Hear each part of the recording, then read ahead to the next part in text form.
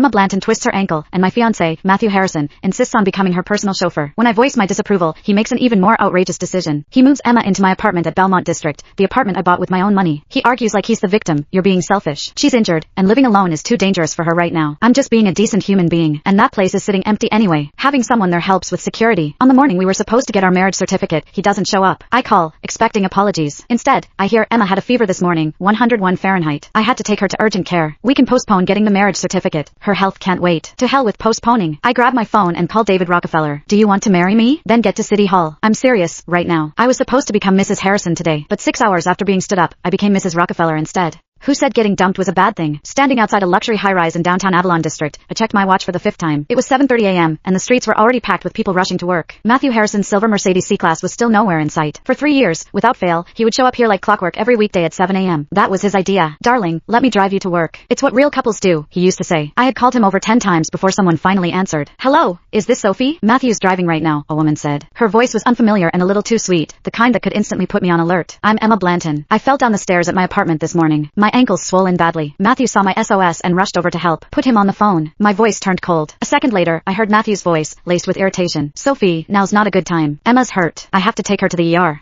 You couldn't text me? I've been waiting out here for nearly an hour. It was an emergency. I didn't have time to update you. Also, I won't be able to drive you for the next few weeks. Emma's ankle will take at least 6 weeks to heal. She needs someone to look after her. Matthew, our wedding is in 2 months. So what? I'm not supposed to ignore a friend in need just because I'm engaged. Don't be so selfish, Sophie. The call ended. I inhaled slowly, forcing myself to stay calm. As the youngest partner at one of the top law firms in the city, I made $800,000 a year. I could call a black car service in 30 seconds. But this wasn't about the money. By the time I arrived at the firm, I was 2 hours late. My office was on the 32nd floor, with sweeping views of Crown Park. What happened? David Rockefeller walked in, holding 2 cups of coffee. David and I had gone to law school together at Hayward. We also grew up as neighbors in Belmont District. Now, he was a senior partner at the firm. Matthew went to take care of his dear friend, Emma, I said, taking the coffee. You mean that Emma who posts bikini selfies on Instagram every other day? David sank into the leather chair across from me. Do you follow her? No. It's just that her comments are always under Matthew's posts. Matthew, you look so handsome today. Your muscles are getting even bigger, David said, mimicking a woman's high-pitched, syrupy voice. I opened my laptop. Doesn't matter. The prenup has already been drafted anyway. David leaned forward and said, Sophie, we've known each other for 25 years. I have to be honest, Matthew isn't good enough for you. He's a personal trainer who barely makes $50,000 a year. You're the one covering all his expenses. David, let's not get into this again. Fine. He raised both hands in mock surrender. But if you ever need anything, I'm here. Also, you look incredible today. That DVF wrap dress was made for you. My phone buzzed with a text from Emma. Sophie, I'm really sorry you were late. Hope your boss didn't give you a hard time.